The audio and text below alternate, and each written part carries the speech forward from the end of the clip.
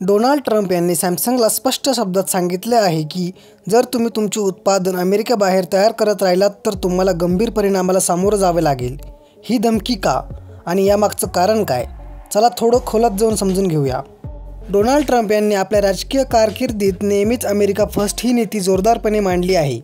त्यांचं म्हणणं आहे की अमेरिकन कंपन्या आणि परदेशी कंपन्यांनीही उत्पादन अमेरिकेतच करावं, जेणेकरून स्थानिकांना रोजगार मिळेल आणि अमेरिकन अर्थव्यवस्था बळकट होईल।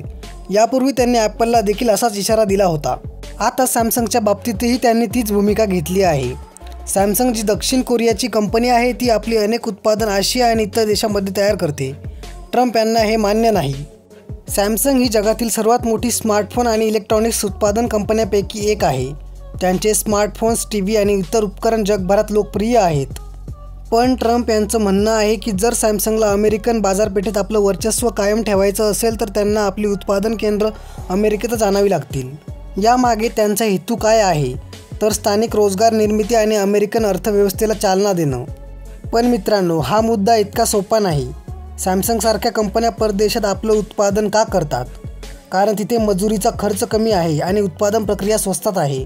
जर सॅमसंगने आपली फॅक्टरी अमेरिकेत आणली तर उत्पादनाचा खर्च वाढू शकतो आणि यांचा परिणाम थेट ग्राहकांच्या खिशावर होऊ शकतो, म्हणजेच सॅमसंगचे फोन आणि इतर उपकरण महाग होऊ शकतात। आता प्रश्न असा आहे की सॅमसंग ट्रम्प यांच्या या धमकीला उत्तर कसं देणार?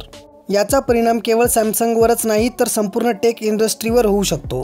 जर सॅमसंगने अमेरिकेत उत्पादन सुरू केलं तर इतर कंपन्यांवरही असाच दबाव येऊ शकतो। आणि जर सॅमसंगने ट्रम्प यांचं ऐकलं नाही तर अमेरिकन सरकार त्यांच्यावर जास्त कर लादू शकतं किंवा इतर निर्बंध घालू शकतं। दोन्ही बाजूंनी ही परिस्थिती गुंतागुंतीचीच आहे। आता भारताचा विचार करूया। सॅमसंगची भारतात मोठी फॅक्टरी आहे, नोएडामध्ये, जी जगातील सर्वात मोठी स्मार्टफोन फॅक्टरी आहे। जर सॅमसंगला अमेरिकेत उत्पादन हलवावं लागलं तर याचा भारतातील रोजगार आणि अर्थव्यवस्थेवर काय परिणाम होईल? हा एक मोठा प्रश्न आहे। भारतात सॅमसंग लाखो लोकांना रोजगार देत आहे आणि यामुळे भारत सरकार आणि सॅमसंग यांच्यातही चर्चा होऊ शकते। मित्रांनो, ही बातमी सध्या खूप चर्चेत आहे। डोनाल्ड ट्रम्प यांच्या या धमकीमुळे सॅमसंग काय पाऊल उचलेल?